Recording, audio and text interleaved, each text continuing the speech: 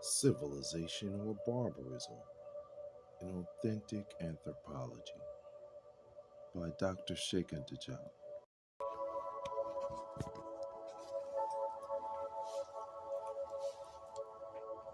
There is therefore a moment when reason, having exhausted all the resources of the sum of past scientific experiments and knowledge, remains on hold.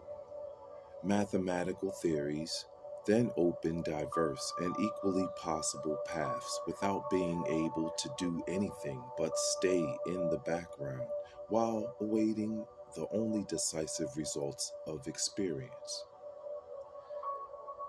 It is this new attitude of the scientific spirit, arrived at only with the help of the progress made in quantum mechanics, that merits special designation of nature that will put its novelty in the limelight. We thought the concept of logical availability would fit well. The unsuspected aspects of the real that are exposed in the field of experiments in microphysics, in astrophysics, and in molecular biology expand the horizons of reasoning. The systematizing theories of the real thus have much richer data, potentially allowing theory to sometimes go as far as predicting some other unknown aspects of the real before reaching the limits allowed by the facts that were its basis. In other words, before being replaced by a new integrating theory on still broader basis. The tangibility of such complex parapsychic facts, linked to the ardent desire for survival present in each individual, led renowned physicists such as Jean E.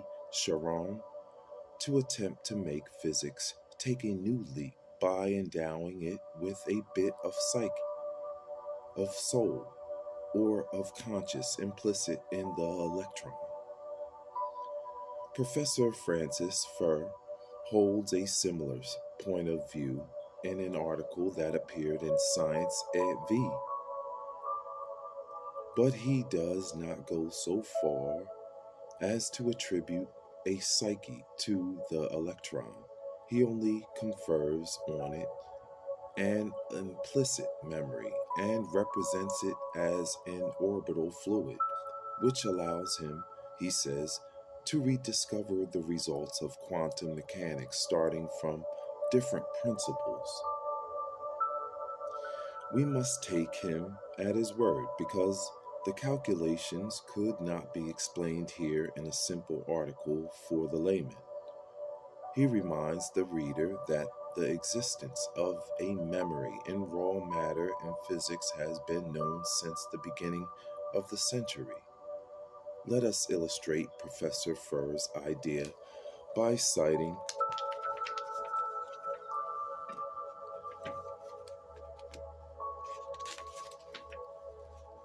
the nickel-titanium alloy. According to Kenneth Ashby, Laboratory of Physics in Bristol, this alloy could change form by cooling off and with reheating take on primitive form again in which it was made as if it had recall of it. It is very delicate to attribute a memory to raw matter. One easily understands that this is an implicit, altogether relative notion. However, it is very clear that in physics one would be guilty of idealism to suppose that the electron or any other fundamental particle, stable or unstable, does not leave any trace of any kind, any imprint of its multiple interactions with other particles of matter within its milieu.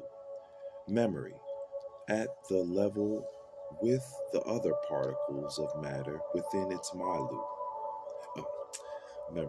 at the level of raw matter would thus be, in our opinion, nothing other than the sum of the effects of its interaction, its indelible imprints, whose cumulative effect has to be taken into consideration in the overall evolution of matter. In this way, a stable elementary particle that may have existed since the beginning of cosmic time would still have within its fine structure the sum of the events of the universe in which it was involved by evolutionary chance. Thus, there would exist an infinity of cosmic clocks that would only need to interrogate in order to retrace evolution or the history of the universe. But that is the whole problem. Today's instruments of scientific investigation, as well as the theoretical means of analysis, do not yet permit, perhaps, the realization of this breathtaking descent into the structure of matter and the accounting of the events that have unfolded by modeling or a quantitative representation.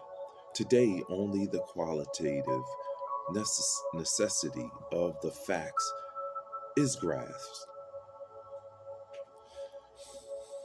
So many entities of physics are mastered at the level of mathematical formalization without their having revealed the secret of their intimate natures. This is the case in all fields: gravitational, electromagnetic, nuclear.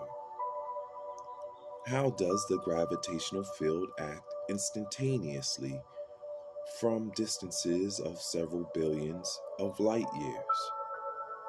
In what intimate, that is, exact way does the star Vega retain instantaneously within its field of attraction the entire solar system at a distance of several light years?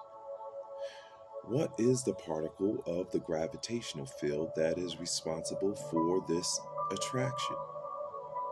What is the mode of action of gravitation if it does exist?